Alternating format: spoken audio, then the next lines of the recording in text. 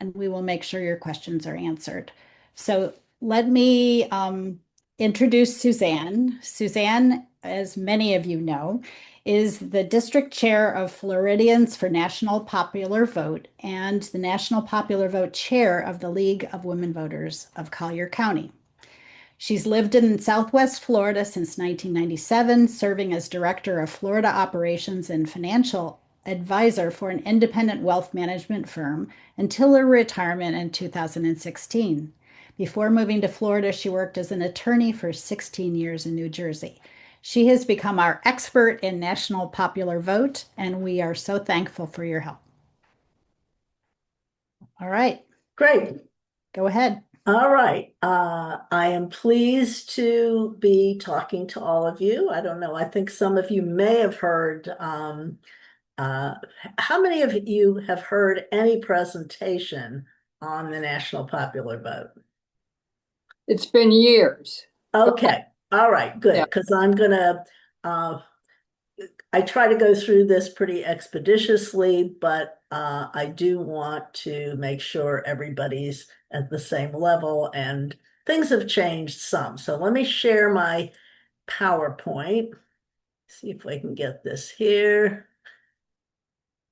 Share. Do you see a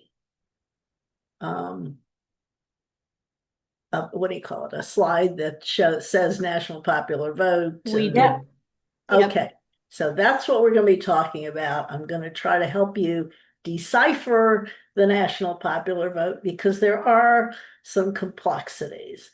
Usually the first thing people say to me is, oh, that's where we have the national popular vote instead of the electoral college. And I say, no, it's not quite that way. And you, by the end of this, you will be experts on why that's not this way. So if you believe, and I can't see you right now, Stacy, I don't know if you can see people. So, but normally I say, raise your hand if you believe that every citizen's vote for president of the United States should count equally.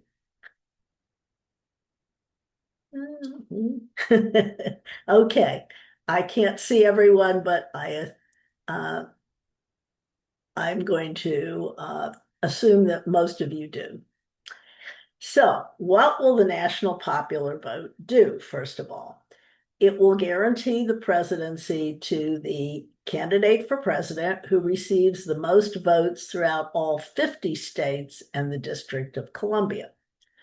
Every vote will count equally regardless of where the voter lives. And as you'll see, that is not the situation right now. So every vote in every state will matter in every presidential election, which is not the way it is now. So how does America elect our president? Well, this group certainly knows that it is by electoral college votes. There are 538 in total, and so it takes 50% plus one in order to accomplish this. By the way, you will get a handout at the end with this information, so you don't need to write everything down, just if you have something that you want to ask a question about that I don't answer after this. Okay. And why do we have the Electoral College? Well, the short answer is it's in our Constitution. The Constitution says that each state shall appoint in such manner as the legislature thereof may direct a number of electors equal to the whole number of senators and representatives to which the state may be entitled in Congress. So, how does that work? Even the smallest states get 3 electors. Why? Because every state has 2 senators, and even the smallest ones have 1 representative. So, for example, Wyoming has fewer than 700,000 people, believe it or not, and they have 3. And you'll see how that works. the founding fathers expected the Electoral College to be a deliberative body, which is why they gave it the name. However, very early, before even 1800, presidential electors became a rubber stamp for their party's candidates. The electoral system as we know it today changed mostly throughout the 1800s as political parties strengthened and each state's ruling party determined not to give any of the state's electoral votes to the minority party. That may sound familiar to some of you or all of you. So in 48 of our 50 states, we have winner take all by state. That means, and this particular slide has old numbers on it, but what it means is, for example, let's take our state, Florida, and these numbers are made up. This is not accurate, but let's say we have 10 million 10 million people who vote in presidential election. 499 4 mil. What have I done to myself here? Half, 5 million of the 10, 5 million and one vote for candidate A. 4,999,999 vote for candidate B. So it's a 2-vote difference.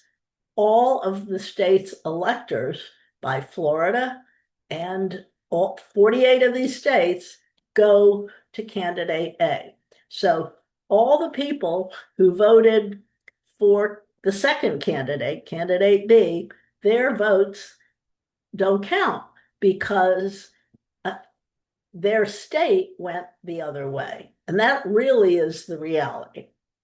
So what does that mean? Well, of our 47 presidents, more than 10%, which is 5, lost the popular vote. And if you look, the first 3 here, which are the last 3 on the slide, were in the 1800s. In the 20th century, the 1900s, didn't happen at all until 2000 and 2016. So this is important, even though you're going to say, why are we looking at 2016 and campaign events? In 2016, there were 12 swing states. And of those 12, 12 that you had the most campaign events because they were swing states. Swing state, battleground state means the same thing. It means they could swing either way because of the way the electorate was. So if you'll look, 71, which is more than anywhere in the country, of those events took place in Florida. Maybe the weather, but I don't think so. I think the real thing is that we were very much a swing state 10 years ago. And then you see the big ones, Ohio, Pennsylvania, North Carolina, and then you see all these white that had almost nothing or 1, 2, 3. And why? Because they were reliably red or blue. So the candidates don't bother to try to talk to those people and find out what they care about. That's the significance. So what happened after that? In 2020, those 12 battleground swing states got 96% of presidential campaign events. And you notice we had 71 in 2016. 4 years later, we only had 31 because we weren't as much of a swing state. And when you get to 2024, guess what? Well, we're not a swing state anymore. So what goes up can come down. 94% of the campaign was in 7 states. There only went from 12 down to 7. And 43 of the states, the rest of them, containing 80% of the US population, was virtually ignored in the presidential election. That's the heart of the problem here. By 2-1, Americans have said they want the popular vote, not the Electoral College to decide who's president. So you've got, this is from 2023, all right, 65% said we want to change the current system so the candidate who receives the most votes win. The other 33% want to keep the system. And in Florida, about the same time, most Florida voters believe the president should be elected by popular vote. It's the blue here. And they either strongly or somewhat support, and the green is somewhat or strongly oppose, and the 13% don't have a clue. So it's the state winner-take-all laws that are the problem. That's what I want you to understand. So again, our state's vote in the Electoral College is up to each state's legislature. The laws and because these are just laws with winner-take-all provisions in 48 of the states, can be changed or repealed exactly as they were enacted by state law, state by state. So they can enact, the state legislatures can enact election reform laws, such as the national popular vote. So how should we elect the president? Most Americans believe it's one person, one US citizen, one vote.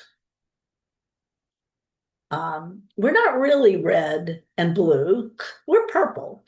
We have people in every state that are both.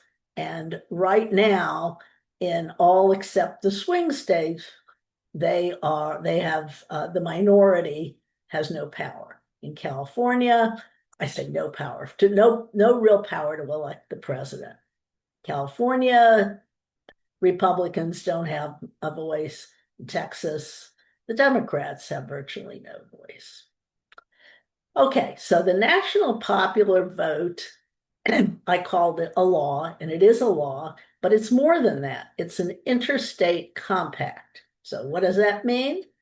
It means that it is a compact is just a older term, a legal term for agreement, and it's interstate because it's among the states. So it's an agreement among the states that guarantees the US presidency to the candidate who receives the most popular votes in all 50 states and District of Columbia combined, replacing the state winner-take-all laws. Very important. The compact only goes into effect, excuse me, when states that total 270 electoral votes, which is the number needed to elect a president, have enacted the law. So once that happens, those states, it'll be in effect. And the way this works is they're all of the states, the 19 jurisdictions that have the identical law. That's how it can be an agreement. To have an agreement, it has to be identical on both sides. And it works with the Electoral College. It does not replace it. So why do we not want to replace it? Well, to replace it, we would have to have a constitutional amendment. What does it take? How many of you, when's the last time you remember a constitutional amendment coming into effect? And none of you are, I mean, some of you were younger than I am, and some of you are older, but basically we're looking, it's been a long, long time. And the reason is it's very hard to change the Constitution. You need 3/4 of the states have to say yes, and 2/3 of Congress, 2/3 of the House and 2/3 of the Senate. So to get a constitutional amendment, it is purposefully difficult. So if we're going to wait around for that, it'll be long after I'm gone, I'm sure. So what are some of the characteristics of the National Popular Vote interstate compacts? Well, it's constitutionally conservative because it doesn't alter the Constitution, doesn't violate the Constitution, it follows it. It retains the Electoral College, which is in the Constitution. It retains state control of elections, which is in the Constitution. It has to be approved by the participating states, which also follows the Constitution. It's been a US and Florida League of Women Voters priority for many years. And it's a Floridians for the National Popular Vote goal. I keep moving this, but it's for 2028. Is that going to happen? Well, we'll see. We'll see, but I'll give you some interesting statistics on it. How does it work? Again, I know I'm repeating some things, but I'm repeating them based on prior presentations where it's confusing to people. So it instructs all electors in the states which pass the law. If you didn't pass the law, it doesn't instruct anybody to vote for the presidential candidate who receives the most votes in the entire United States. So if, let's just say, Idaho doesn't pass it, and don't quote me, I'm not sure if they have. It doesn't matter. I mean, their votes will only count the way they do now, but everybody else that is in the compact that has passed it will be counting Idaho's votes. So this is the most exciting thing to me. It's been signed into law as of today by governors of both parties in 19 jurisdictions. And this is the important thing. It represents 222 of the 270 electoral votes necessary to implement the law. That is 82% of the votes needed. When I got involved with this in 10 years ago, I think, 2017, just after I retired. And I don't believe in lost causes. So I got interested because I went to a presentation from the Florida League, and there was a breakout on National Popular Vote. And I thought, oh, that sounds interesting. Let me go to it. And what got me excited was at the time, it was like, I think it was in the high 60s, maybe 67% passed. So we're making progress. And the other thing is I said, okay, I just retired. I need something to keep my brain going. And as an attorney, I knew how to read the law and how to answer spurious questions, or objections, let me put it that way. Somebody would say, that's the first thing people would say as an objection is it's not constitutional. Well, I knew it was because I knew how to read that. So anyway, and of course the main thing is that it just struck me as so fundamentally fair that because like a lot of you, I have moved around quite a bit. So I thought, okay, why should my vote for president count differently if I'm in the state of Ohio where I was born, state of Wisconsin where I went to college and became an adult entitled to vote, a registered voter. Indiana, state of Indiana, where I went to law school, I went to graduate school, excuse me, or the state of New Jersey, where I went to law school and worked as an attorney, or the state of Florida. It makes no sense to me that my vote for president, which is for everybody, over all of us, would count differently depending on where I lived. So that's why I got into this. So again, we only need 48 more votes, 18%, in order to have this go into effect. This map, I couldn't get a caption on this. You know, when you copy things, sometimes it doesn't work. But the latest to pass this is the state of Virginia. The legislature passed it, and the new governor just signed it.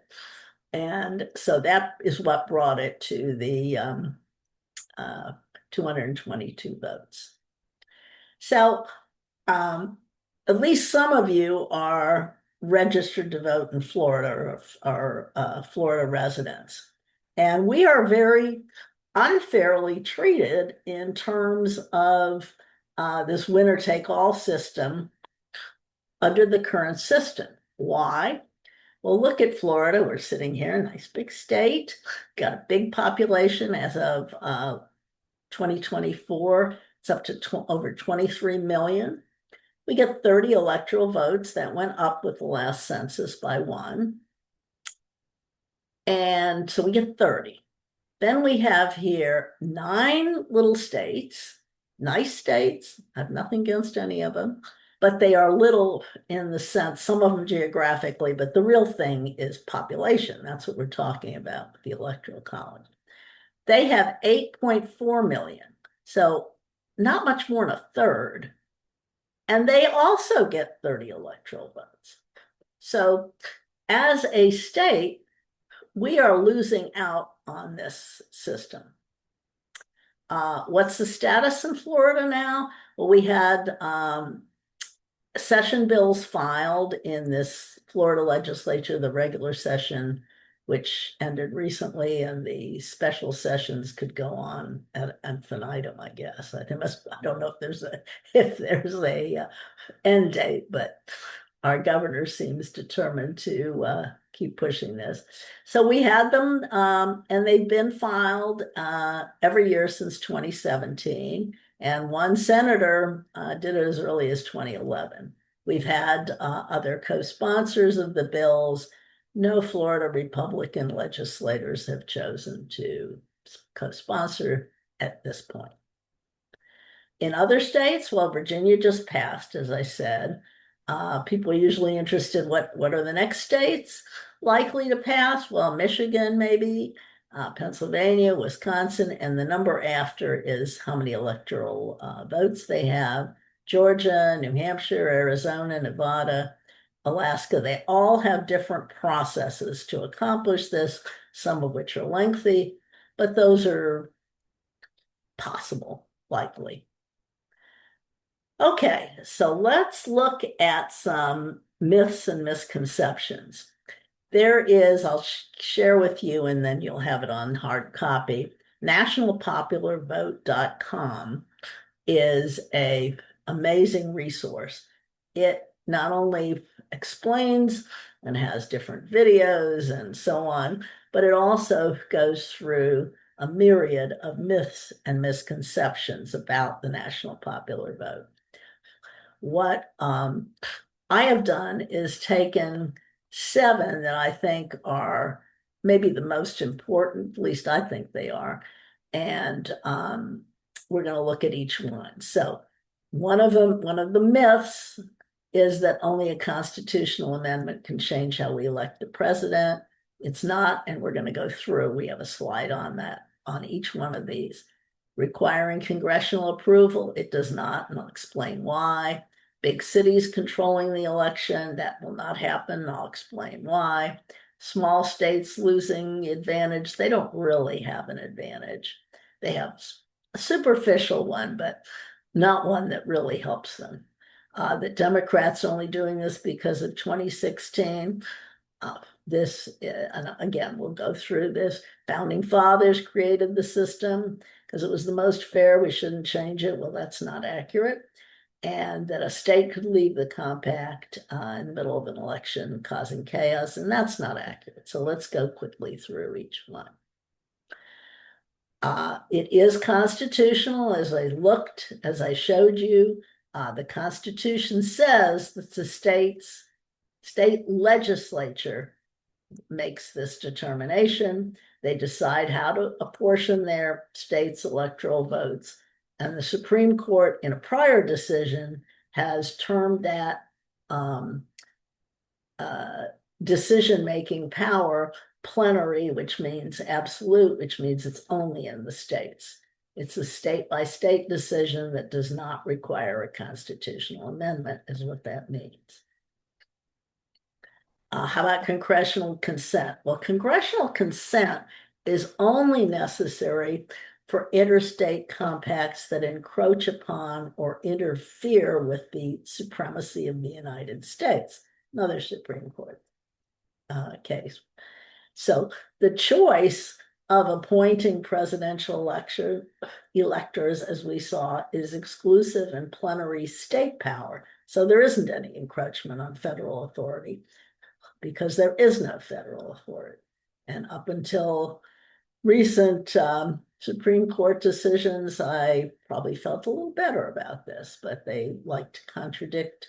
They seem to have forgotten a basic principle that I had learned in law school, which is stare decisis, which means basically that you look at precedent and you don't just change things in 2 years and leave people hanging. They never used to do that. Anyway, that's my editorial comment.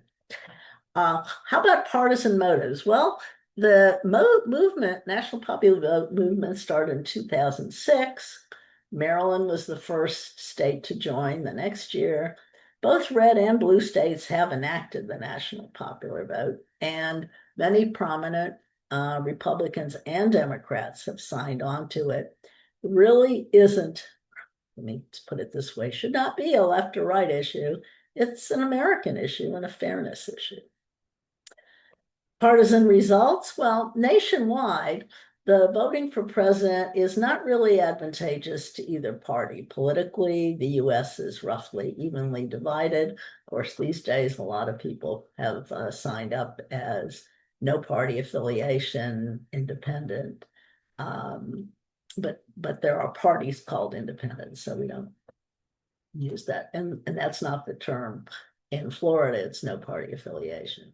The candidate best aligned with the views and values of the country's voters generally wins the national popular vote. It's historical. Again, the recent Pew Research poll, 65% of Americans favor the idea of a national popular vote. Republicans and Republican-leaning independents by 54%, Democrats by more, 82%. Interesting, Americans under age 50 support it by 69%. And those are our future voters. It's our future all the way. Whoops. 52% of Floridians are for it, where 35% said the current system. And historically, the Republican Party has fared well in terms of the national popular vote. 9 Republicans won more than 53%, while only 2 Democrats. So when people say Democrats have an advantage, as I heard earlier, not historically, not based on history. Okay, there is a conservative case for the national popular vote. In fact, there is an organization called Conservatives for National Popular Vote, and they have a website, conservativesfornationalpopularvote.com. And there's an interesting YouTube interview with a couple of the people, Rick Tyler and Saul Anuzis, one who worked on the Tyler worked on Ted Cruz's 2016 presidential campaign. And he points out that a larger proportion of people, including particularly younger voters, vote in battleground states than in states that are considered safely blue or white. Why? Well, logically, people vote when they believe it matters. Some of us will vote regardless because we think it's our civic duty, because that's how we were raised. And some of us had parents who or grandparents who came from other countries where they couldn't do that. So, I would vote regardless. I don't think I've missed, I know I haven't missed any election, and I won't, as long as I'm alive and able to do it. Saul Anuzis, Republican National Committee and a Michigan Republican Party former chairman, points out that a president not elected by the majority lacks a mandate to act on the goals that he or she campaigned on. Michael Steele points out that the law is the conservative way to change the winner-take-all laws rather than changing the Constitution. So how about large cities controlling the election? Well, this is from our latest census, 2020 census. And this is an eye-opener for a lot of people. The 100 biggest cities have just under 65 million inhabitants. That is just under 20% of the American population. Guess what? Rural America has over 66 million, which is a full 20%. So regardless of where you live, the national popular vote will make every vote equal. And I want to just drill down a little bit on the cities because this is usually of quite big interest. The 5 biggest cities in the country have 6% of the population. The 20 biggest cities have only 10%. Even the 50 biggest cities have 15% of the whole population. And if you take the population of the 100 biggest cities, it's only 20%, as we saw. People don't think that's the case. And 85% of the US population live in places with a population less than 360,000 people, which is still us here, although who knows how long that's going to last. So again, 20% in cities, 20% in rural areas.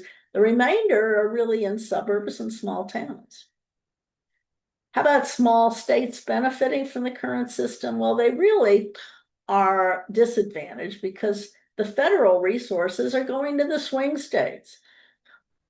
They're pretty much ignored, the small states, under our current system. 10 of the 13 have been totally ignored. And power comes from one source only, and that's being a closely divided battleground state. That's who has the power. How about the founders deciding this system? Well, actually, they did not create our modern way of electing the president. The founders took 30 votes over 22 days trying to determine how the president should be elected. Of those 30 votes, that's a lot, not one was winner take all. And therefore, the Constitution leaves it up to the states to decide how the electors are awarded.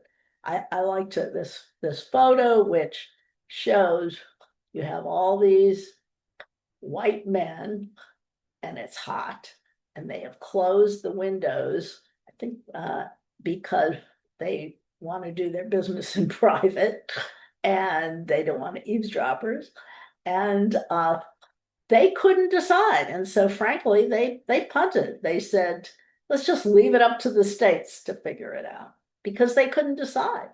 So it was a really tough decision, even though they decided that how senators and representatives should be elected.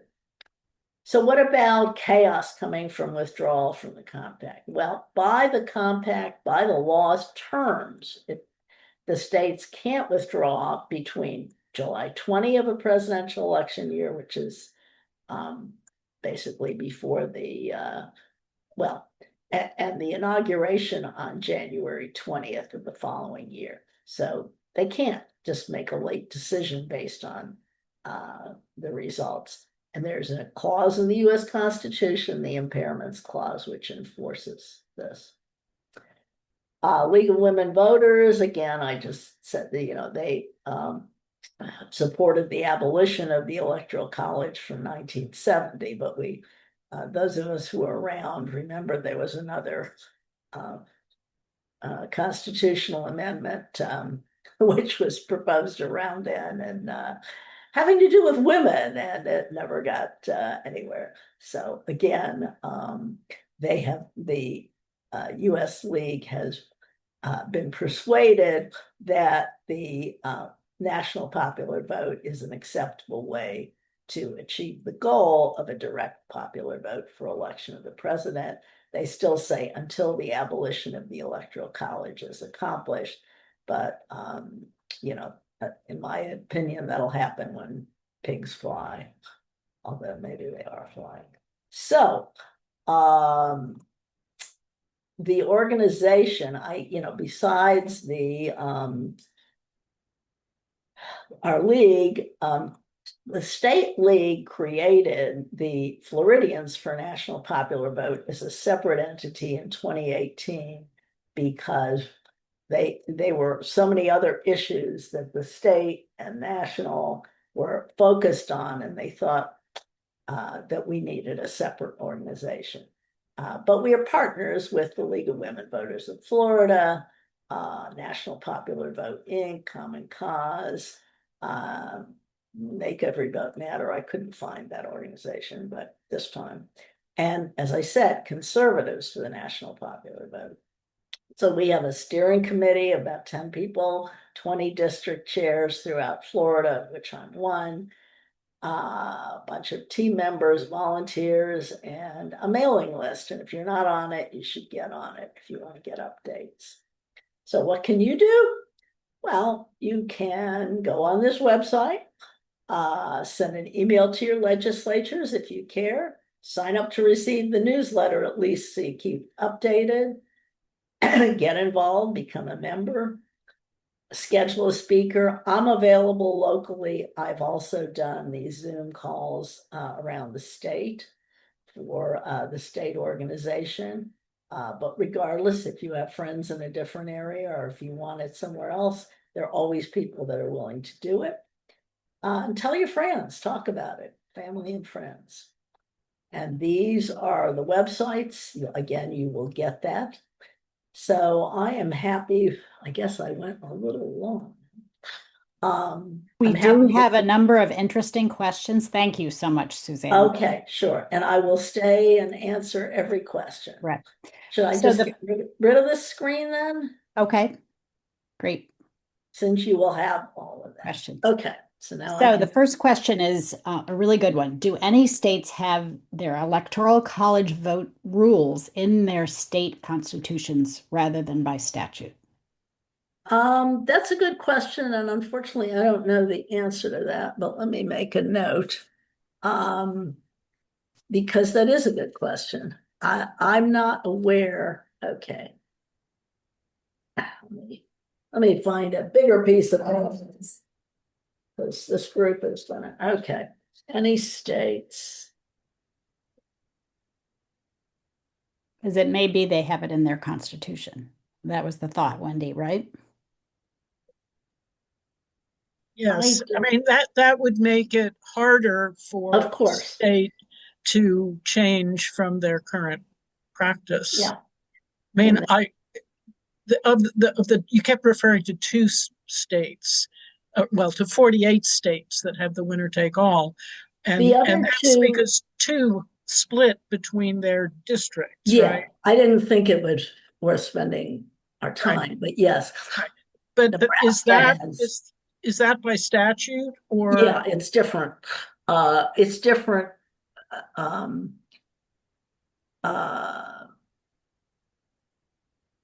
Let me check. Okay. I'll check and get back to everybody about that. Yeah. Okay. All right. Go ahead. All right. Another question.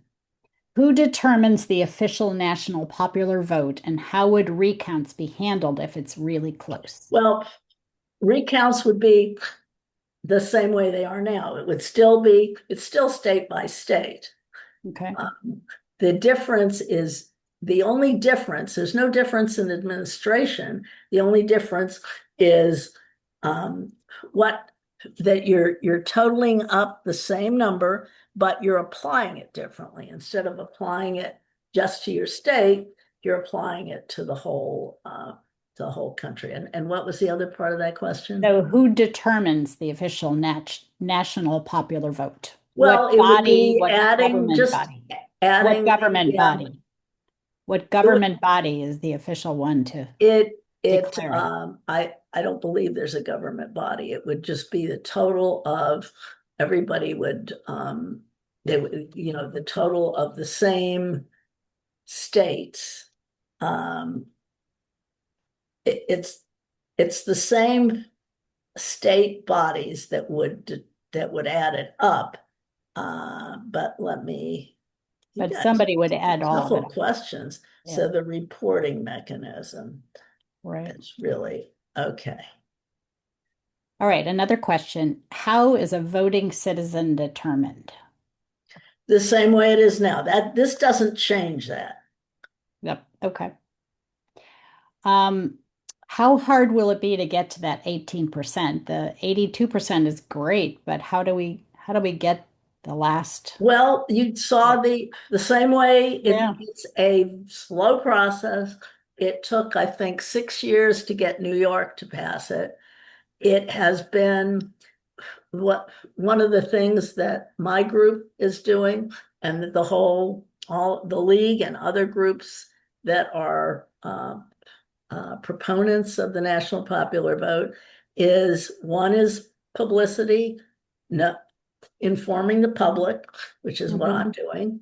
Another part of our organization is lobbying legislators, very important. But the legislators only care about something if they know what it is, and then if their constituents start saying, hey, what about this? This So, sounds good. yeah.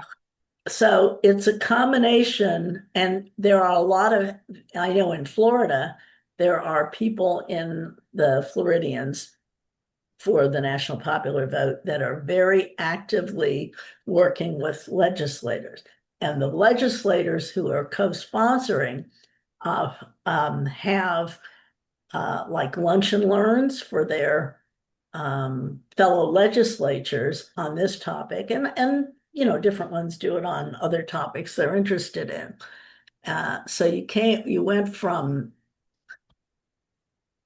the people who are now for it didn't even know what it was, and to just, it's a groundswell. It takes time for people to understand it, and then to be for it, and then to let their legislators know. So it's not like, real quick. I mean, Yeah. this has been around for 20 years now.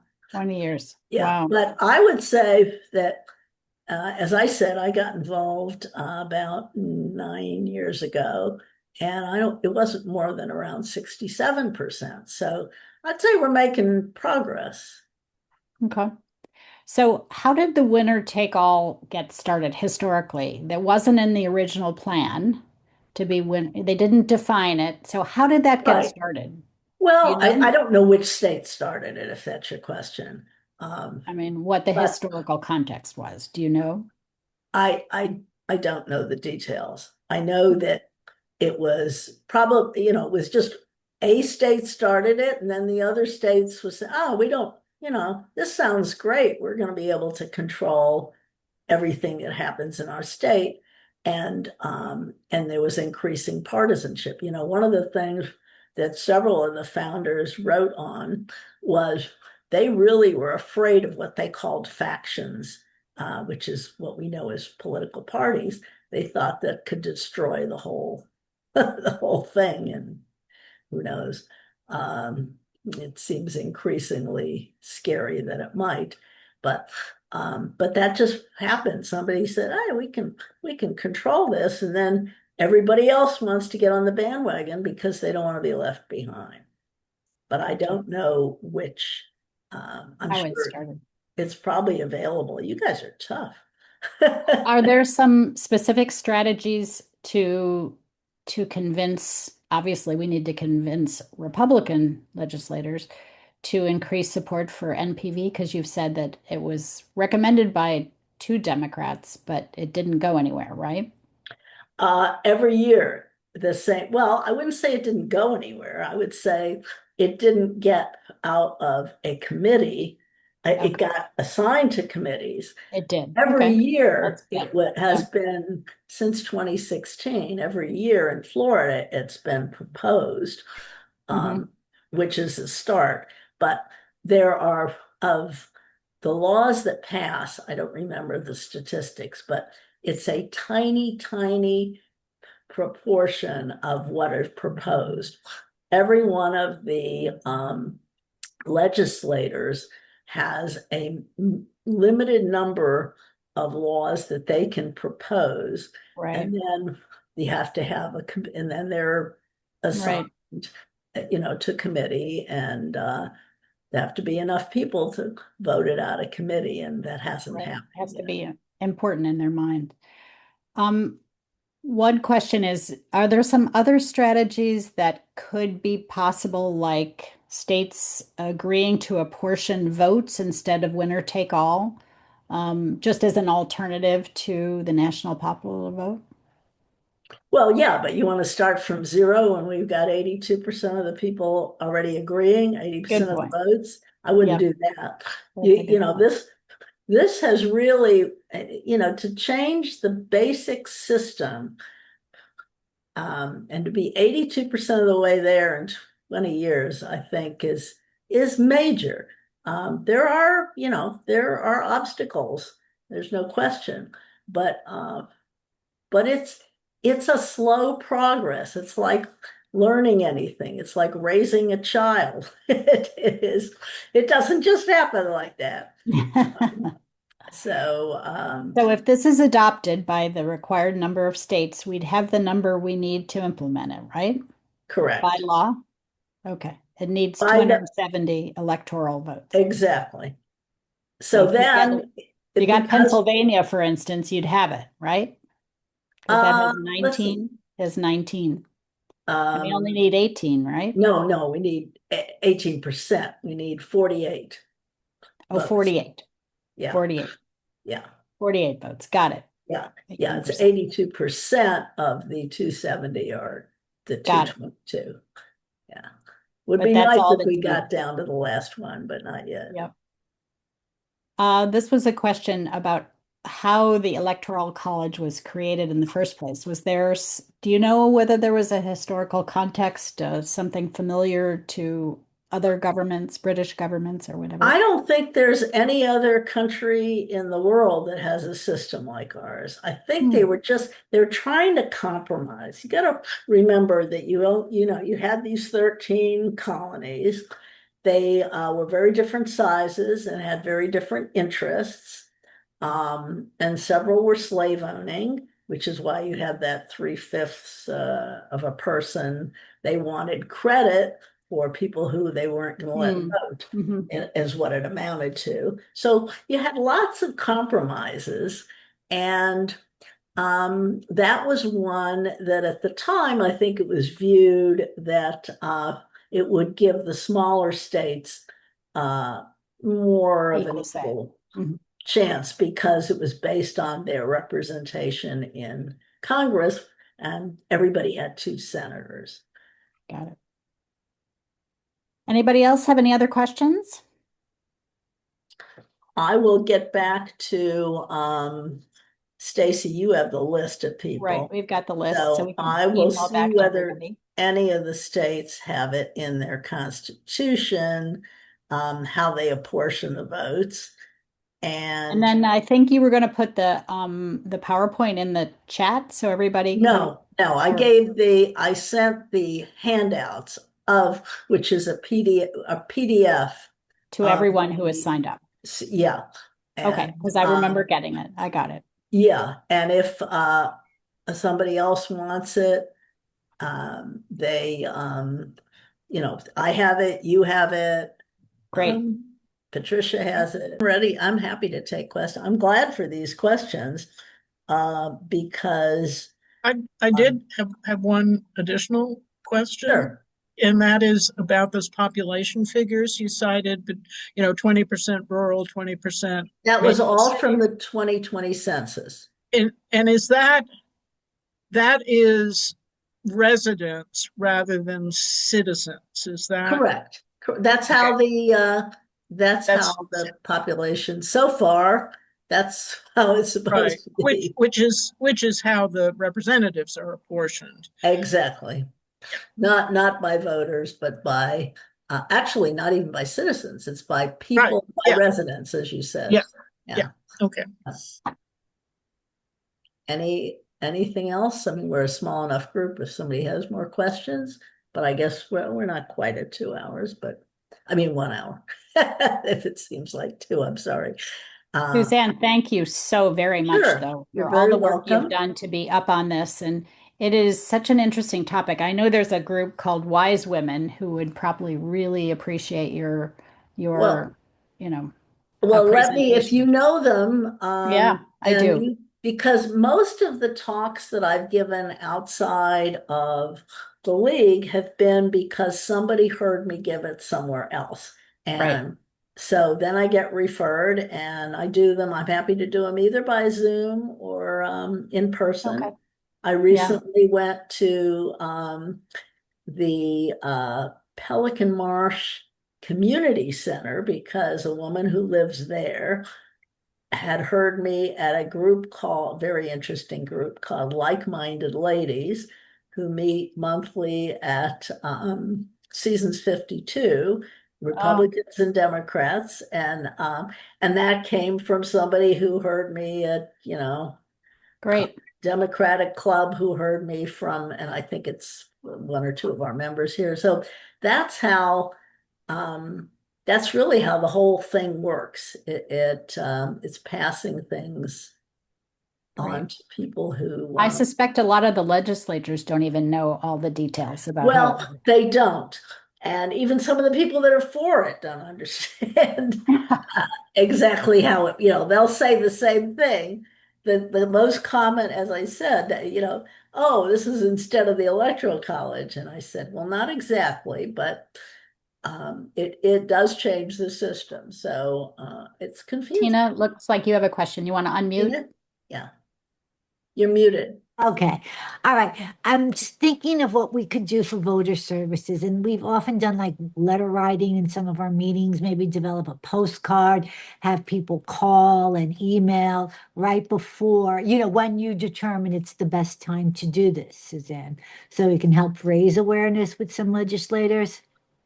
Um, well, the legislators, as I said, there's a large group that regularly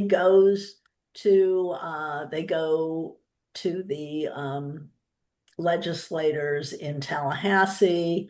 And Mm-hmm. at one point I met with Pasadomo's office. I couldn't meet with her at the time because she was Right. the Senate president.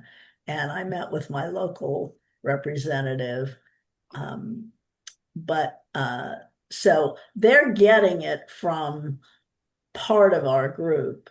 So That you've basically, got but lobbyists who are Right. You have yeah, lobbyists, but yeah, we maybe have they that. But basically, so what I'm doing is trying to get the public, just normal citizens, right, interested enough that some of them will contact their right. legislators and say, uh, what do you think of this? Or look into this, please.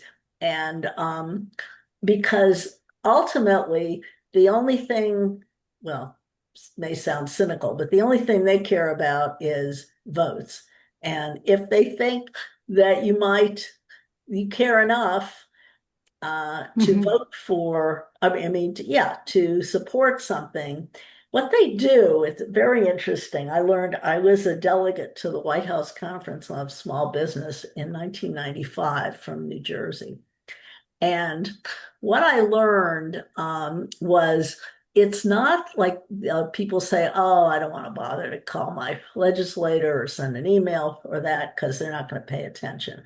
Well, that's not exactly true. They will No, not it's not. read your reasoned argument, but what they do is they count. They They have do. their assistants, their legislative assistant, whatever, uh, add up and say, okay, between emails and calls and whatever, we have 20 people who called on this, and they assign a weight based on their whole Right. population that they represent. So they may say, okay, if 20 people are for this, that means that whatever, 200 people really would vote for it, or same against any issue. Right. This is just regardless of the issue, and I don't Hmm. know the number. I don't know that it's a universal number, or if it's, but I know it's true. So when I get ticked off about something, particularly, it tends to be more negative than positive sometimes. I don't hesitate. And a call gets a little more weight than an email because Right, it right. requires, you're sticking yourself out there. And these days you rarely get a person. You usually get a recording, but they want to hear from you. And so at least you feel like, I'm saying, please do this or don't do this. I find this offensive or, whatever. Yeah. All right. Looks like Jan's got a Jan? question. Yeah, it's just sort of piggybacking on what Tina said is I would imagine it would be helpful to have some sense of when Right, it's a good idea to send these. I mean, Right. there right. are times when the legislature is in session and I would say that I Right. would do it before if you can, Yeah. or if on any issue, or if they're going to be voting on an issue, then you certainly want to Okay, do so it. is there anybody, say, in Florida who we would see as being supportive of this? So that Well, that could be, if we could gin up some enthusiasm. yeah, well, that is, we do have the people who've sponsored it, and then there are a bunch of co-sponsors. Every year, there are more Right. The two co-sponsors. sponsors. Right. And And could we find out who those are? oh yeah, Yes, they were in the PowerPoint. Those two okay. were in the PowerPoint. yeah, you can just Google, I'm sure, in Florida, and I mean, it's too many people at this point for me to. Yeah. But the people who in the legislature, Michael Gottlieb, Representative Michael Gottlieb and Senator Carlos Guillermo Smith were the ones who filed it. And there have been, I know, increasing number of co-sponsors as people have been, as legislators have been introduced to it and seen these lunch and learns and see it in, it's much more in the public domain now. People are talking about than but Suzanne, we have regularly meetings, voter services meetings, and sometimes pretty good attendance. Plus, we said minutes and stuff that go out to the whole committee. So I wanted to know, to figure out when is the best time we can galvanize some people to do this, and that, so I just need to know who, what, where, what's the message. We have some other key Numbers. priorities right Yeah. now, obviously. Yeah, Like generally, the election. best time to affect people, there are two, I'd say. One is while they're getting the committee meeting started, excuse me, and in other words, before, like in the fall, when they start having, and actually one of the things we've all, I've given presentations, and you only have like 2 minutes at the, what do they call those, legislative, each county has these, I can't think what they call them, but it's before the session, and they're all there by county, and I've done it in actually because I'm in Lee County. I live in Bonita Springs, so I've been asked to do it in Lee. But that actually involves our district right now anyway, includes Lee and Collier. So Pasadena. It sounds like it's not an immediate urge, but we should stay tuned for when it would be good timing. And then the next time is when it's, if it's scheduled to be voted on. Right. Well, Suzanne, thank you so much for this. It was my really pleasure. helpful. And we look forward to spreading the word about this. Okay, great. And I'll see what I can find out about these two good questions. Thank you so much. It's been a pleasure. Thanks for Thank you.